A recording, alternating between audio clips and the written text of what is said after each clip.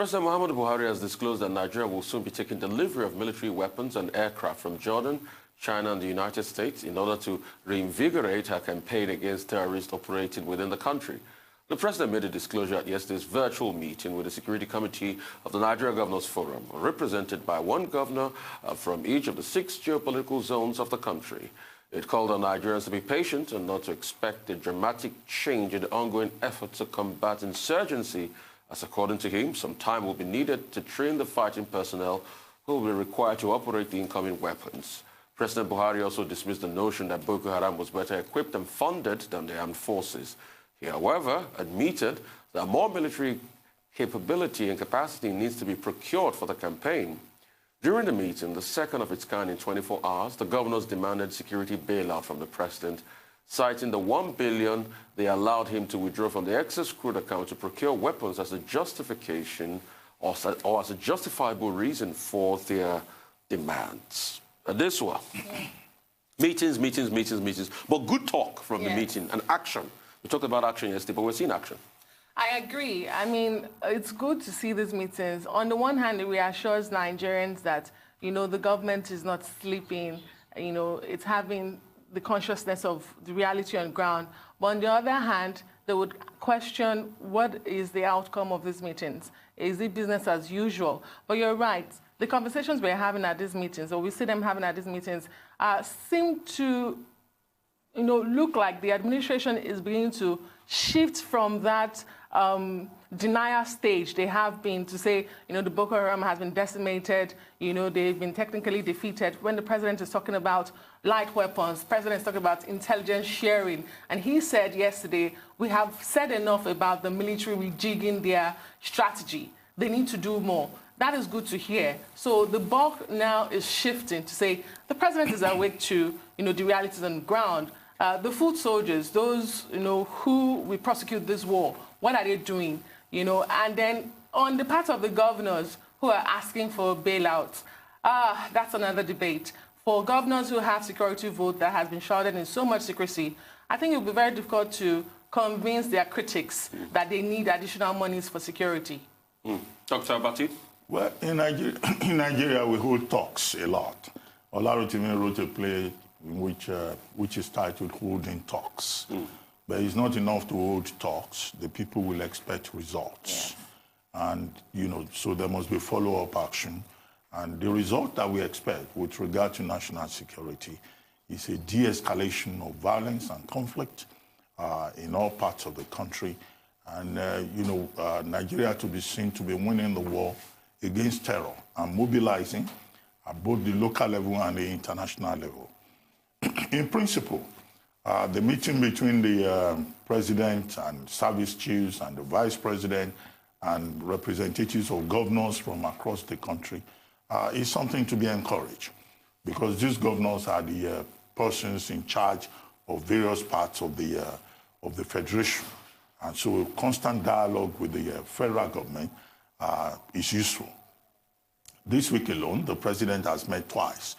First, with governors from the northeastern part of the country who tabled their concerns, and then a larger body of, governors from across the various geopolitical zones. And it is good to hear that, in fact, the Nigerian Governors Forum has a body they call the Security Committee. So that Security Committee articulated their concerns before the president.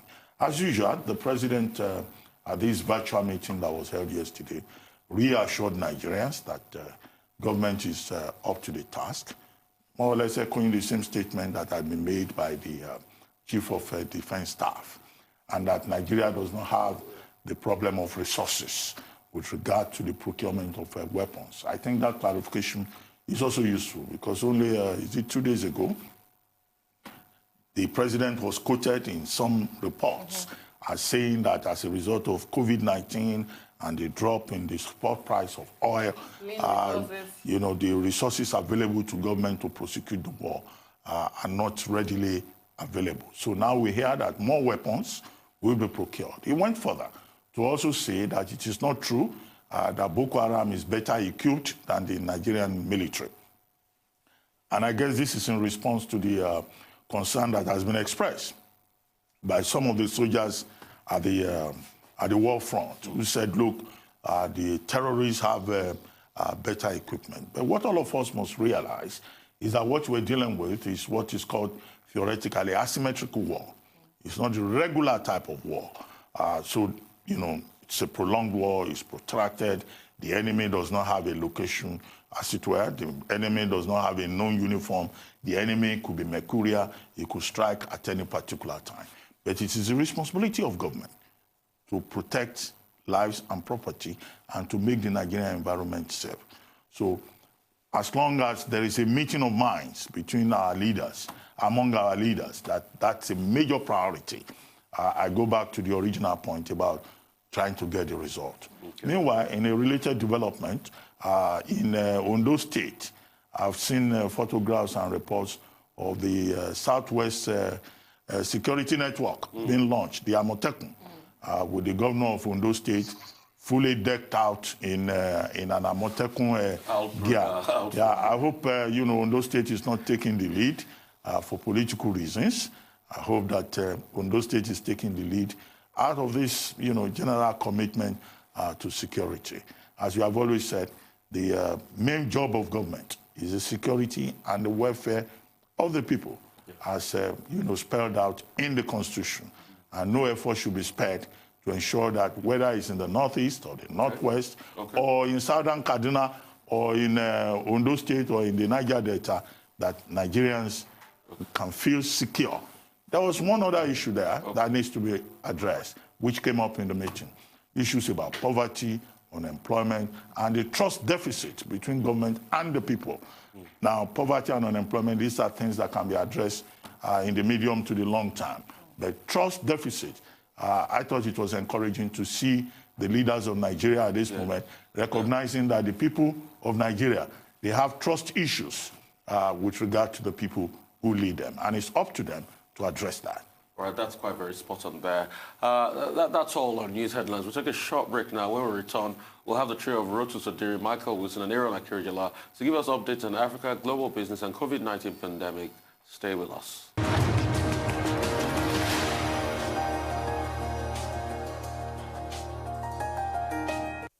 All right, welcome back. You're still watching the morning show right here on the Rise News channel. Now we have our dependable Rotus Odiri here to give us Africa business update. Over to you, Rotan Kwot. Yeah, good morning, Rufai. Good morning, Doctor. Good morning, Deswa. Lots to discuss. Let me quickly get through this. The first off was Osun State. Osun State is flirting with insolvency. We have a tweet here from Budget where they said, here's what your state governments earned as federal allocation FAC in Q1 2020. Delta had the highest share, 52 billion. Osun is drowning as 91% of its FAC allocation was deducted for debt servicing. 15 billion for Lagos State went into debt, almost as much as Katsina. Katsina's FAC allocation revenue for Q1 was 14 billion. Let's take a look at the next image here that they have. It's a little hard to see. On the left is the revenue. On the right is the deductions for debt. The dots are supposed to, represent exactly how much each state received, again, from January through March. And then on the right-hand side is what was deducted for debt servicing. So you can subtract that, you get the net allocation. But we have a summary. I had to go through this, the Arise News research team. We quickly summarize what this was. So take a look. If you look at the highest levels of debt servicing, Osun State is number one, 91%. Revenue of 6.4 billion versus DS's debt servicing deduction of 5.8 billion, followed by Lagos State, 63.1%, 25 billion revenue, 15 billion debt servicing. Cross River third at 63%. Plateau State in fourth place and Ogun State in fifth. So 63% for Cross River, 60% for Plateau State, and 47% for Ogun State. So look, we remember we talked about debt servicing for Nigeria, 99% in Q1 of this year.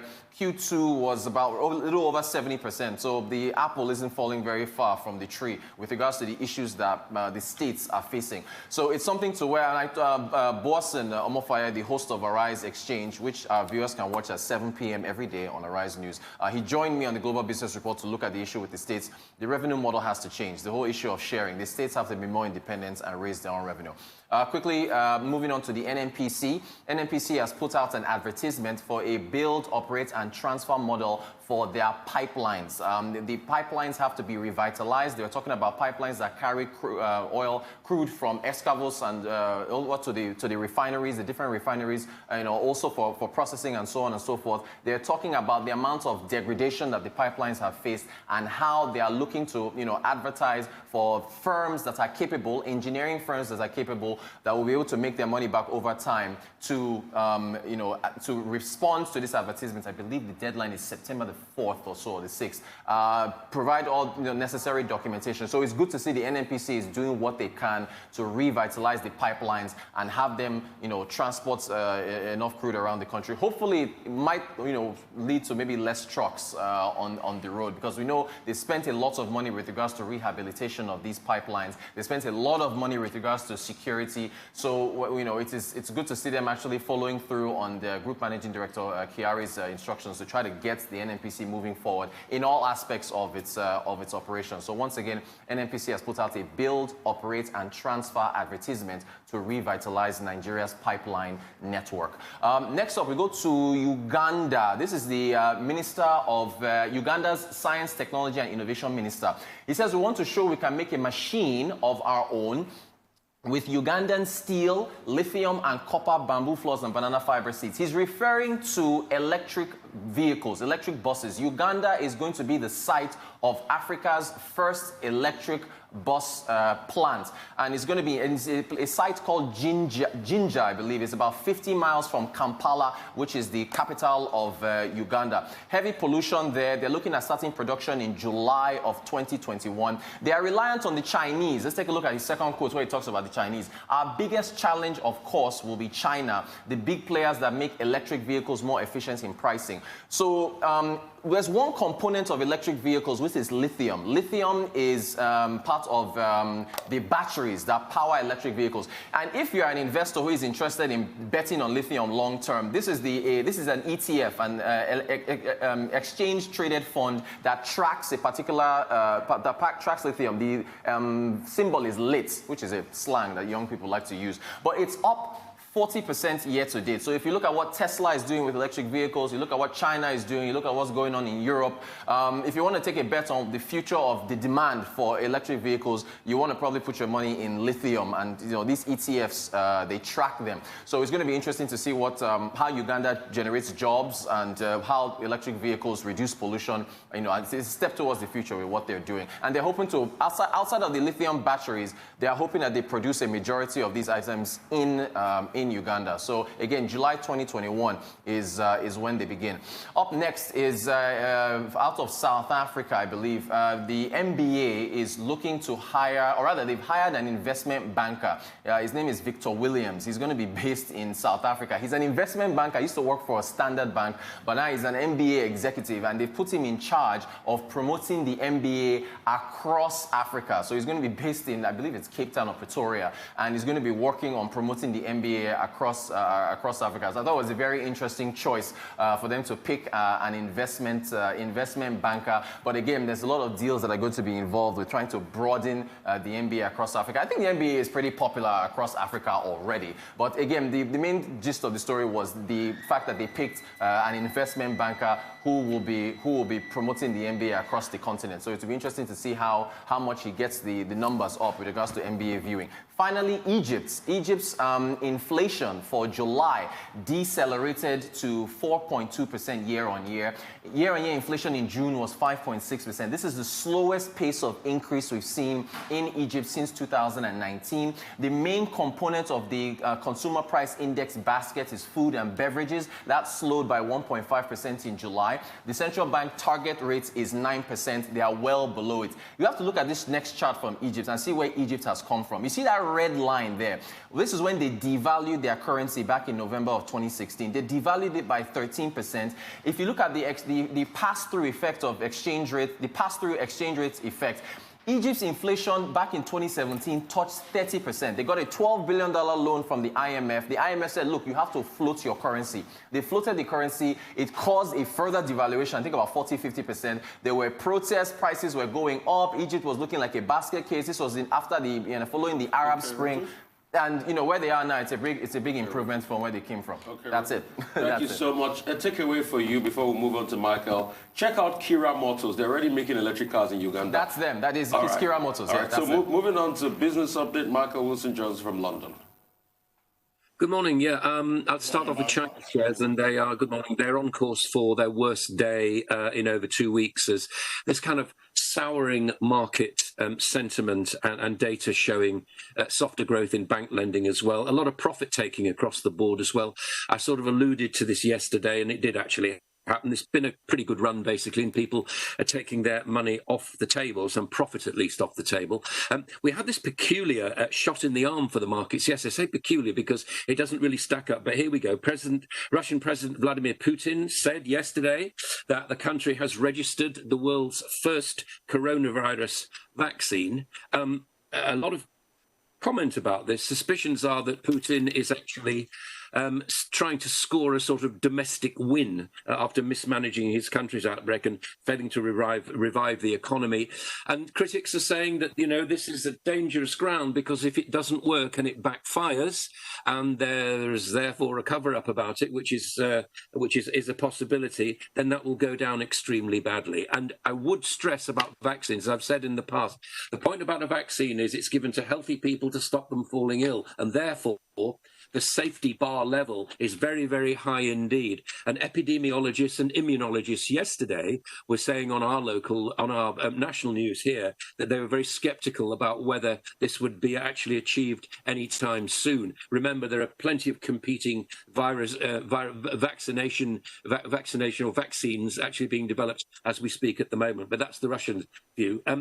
So yesterday, the American markets suddenly turned round at the end of the day. There was a feeling that maybe everybody was piling into tech stocks in the end, and then they didn't. It wasn't immediately evident as to why this happened, and then it became apparent that some downbeat comments by Mitch McConnell, who's the Republican leader of the US Senate, about the imminent prospect of an agreement on the stimulus deal. Remember this thing we've been talking about, seems like for weeks now.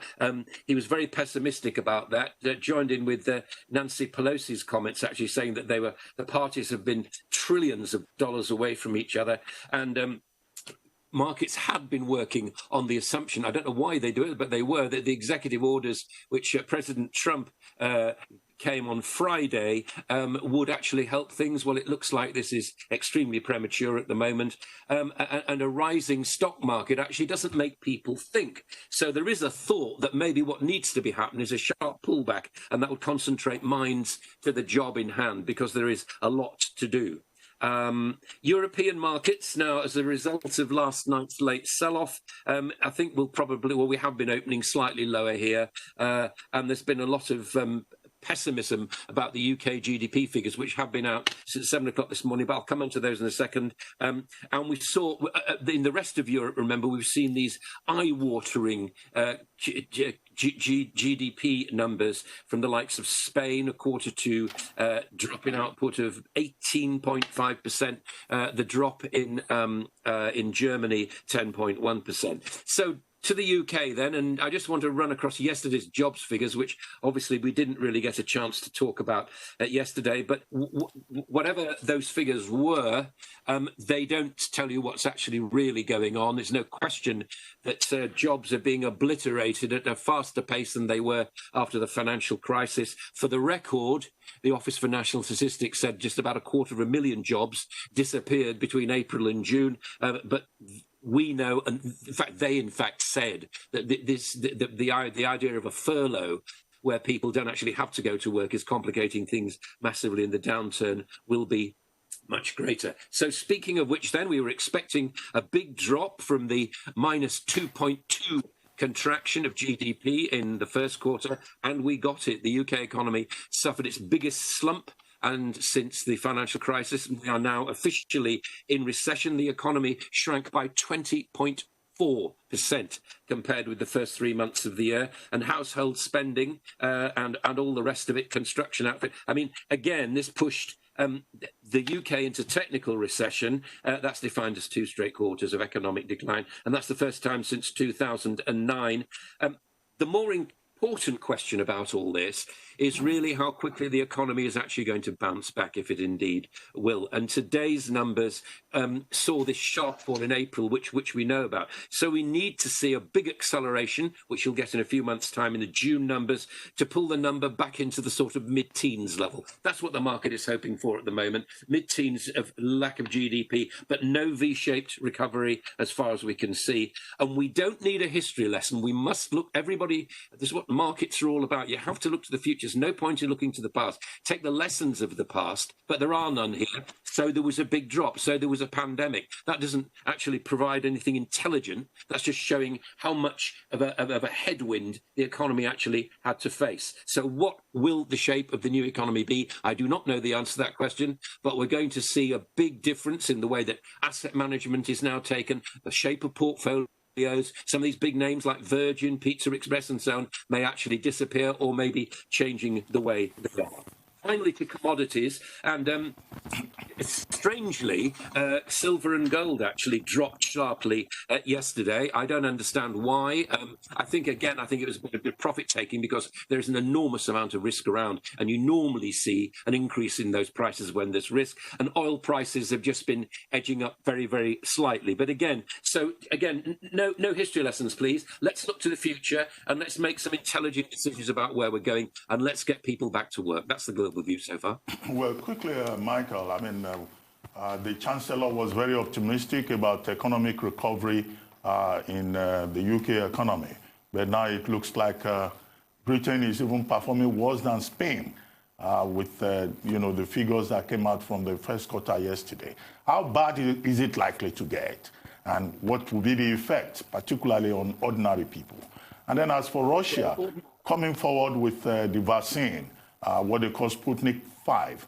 What are we dealing with here? Are we dealing with science, or we're dealing with an emerging phenomenon that you can describe as vaccine nationalism?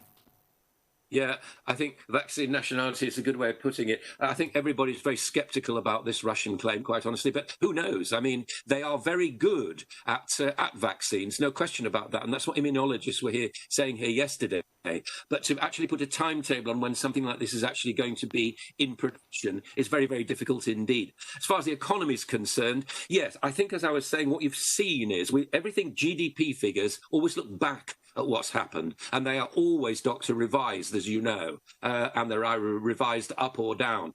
So really, I think the Chancellor can be as optimistic as possible. He has to paint a decent picture of it, but I was reading this morning that it may well be, if there's a second spike in coronavirus in this country, then the autumn statement, which we're all looking forward to in terms of where the country is going financially, may well have to be postponed. So in a couple of days, things can turn around very, very quickly. I think that's the lesson. And so that's why I'm very cautious about looking too much into these terrible GDP figures. Yes, of course they are, but we kind of knew they were going to be terrible. It's really what happens over the next few months as people gradually, we hope, start to, as it were, emerge from under their shells and start to spend and maybe go into work as well, and maybe indeed change their talents, which again a lot of people are going to have to do.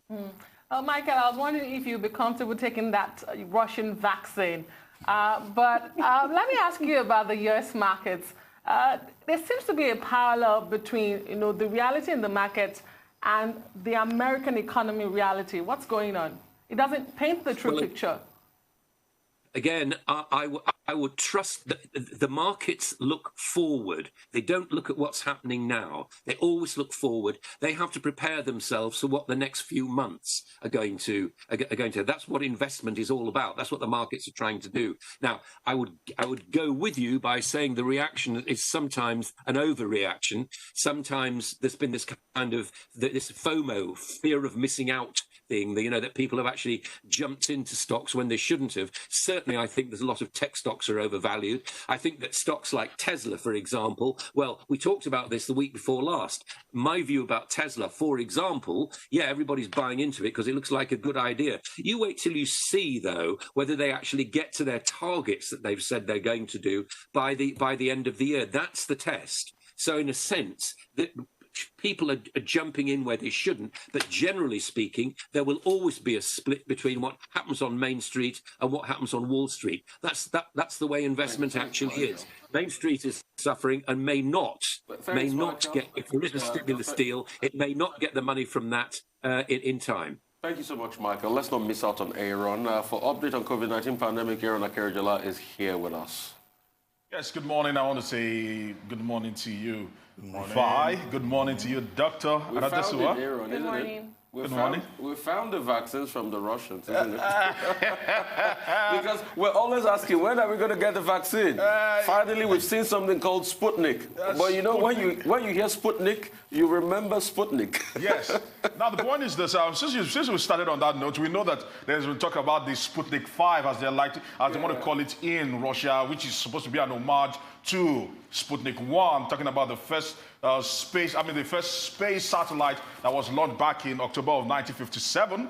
But a lot has changed between then and now. The Soviet Union used to lead in terms of technology, and not just that alone, in terms of space technology and also science, where billions used to be sunk there. But a lot has actually changed. Ever since the transition from the Soviet Union to Russia, we've seen funding deplete heavily in terms of R&D, and a lot of people are very skeptical, and rightly so. As a matter of fact, on the 17th of June, Russia announced that they were beginning the first trials, the first clinical trials for their own vaccine, talking about the Gamaleya Institute, which is under the Ministry of Health in Russia. That was 59 days ago. And 59 days later, it's almost scientifically impossible that in a space of 59 days, you move from phase 1 to a ready vaccine that you want to start inoculating people with. So when the entire world have started inoculating people with, they have started. They have started. Well, of course, they cannot begin to inoculate the entirety of Russia yet, because the WHO will still need to go in. They still need to look at the data and still need to analyze some of these things. For them to skip the entirety of the phase 3 trials is a big red flag, and a lot of people are beginning to ask questions that Russia are trying to be the first to the finish line. But this is not it here. We know it's a combination of the AD5 and the AD26, but putting all that into context, understanding that just months ago also, we're talking about the vaccine theft that was supposedly going on between Russia and the UK, and all of a sudden these people are coming up with a vaccine, and it's getting a lot of people worried. But let's try to dimension these things that are going on, looking at how things are. But before then, let's look at the world figures. As usual, it has already added again.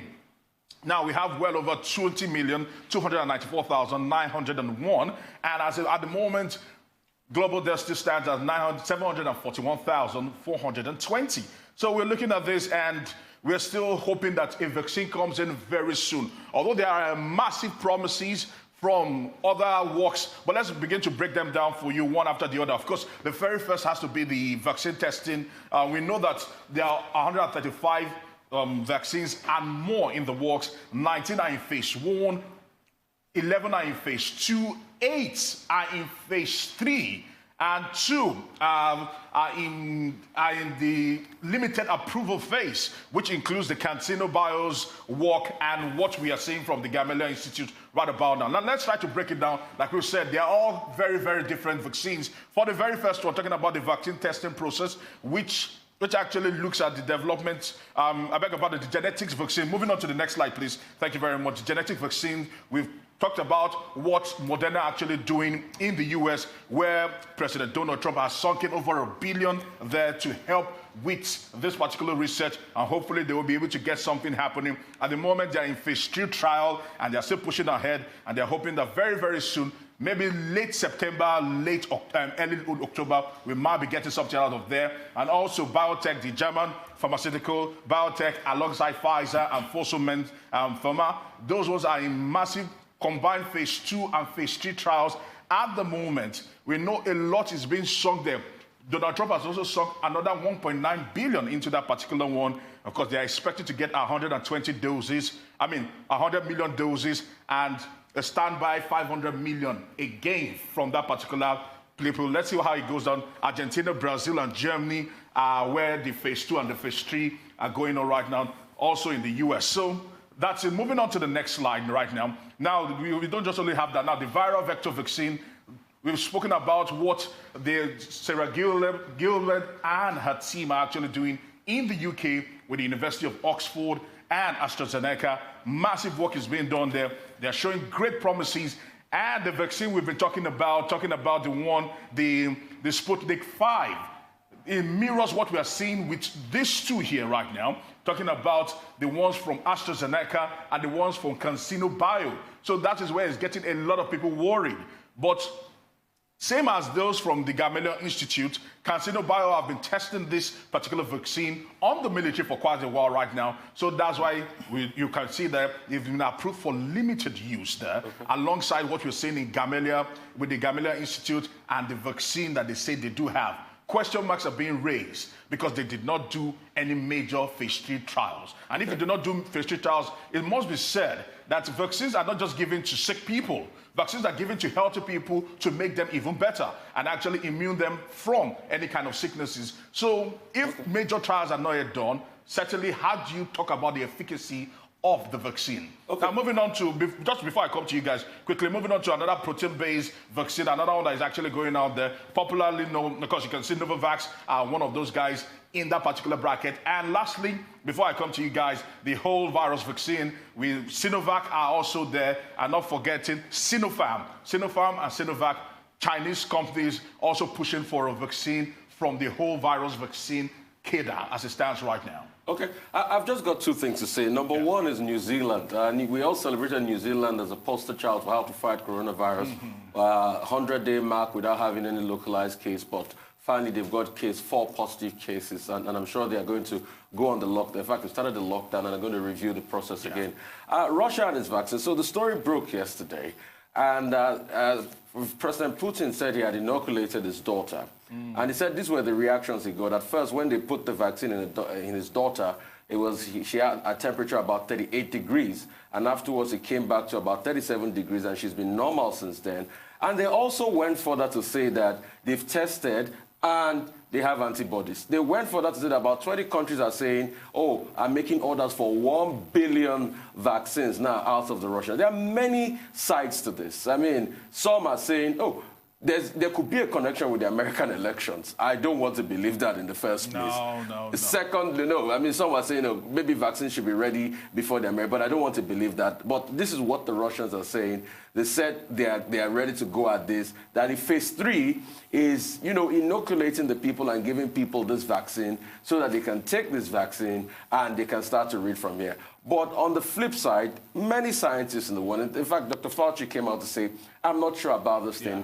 I'm not sure if it's safe. A lot of scientists and immunologists are coming out to say, I'm not sure this is safe. Dr. Abati used the word, could it be vaccine nationalism? We want to get there first at the expense of people's life, or could it be Putin trying to, bring about a resurgence in his dwindling popularity in Russia? Only time will tell. Well, in my view, first, we may be dealing with vaccine nationalism, considering the fact that there is a political side to the pandemic.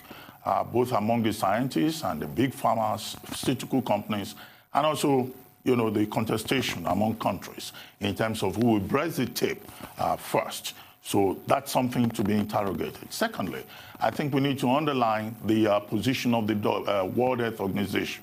The World Health Organization insists that there are procedures for coming up with a vaccine, and that Russia has not gone through that process of rigorous review. And I just hope that they will submit what they've come up with, what they call Sputnik 5 by the Gamaleya Institute in Moscow, to the rigorous process that is required. However, the interesting part of it is that some countries are already, adopting the vaccine. The state of Paraná in Brazil, the Paraná Technological Institute, has already approached the embassy of Brazil, and in fact, there will be a meeting today to see how the state of Paraná in Brazil can be on the list for whatever further tests may be done with that Sputnik 5. And also the Philippines has expressed interest in the vaccine with President Duterte saying that, in fact, he's willing to be, one of the guinea pigs for the testing of the vaccine. But all of that, we hope that at the end of the day, a vaccine will emerge. And now in Nigeria, I think you know, maybe you didn't get to that. The United States has made available 200 ventilators to the Nigerian authorities as part of their support for the COVID-19 process. And I think that's a good indication of international solidarity. So we thank the Americans for that kind gesture. All right, thank you so much, Aaron. Thank you, everybody.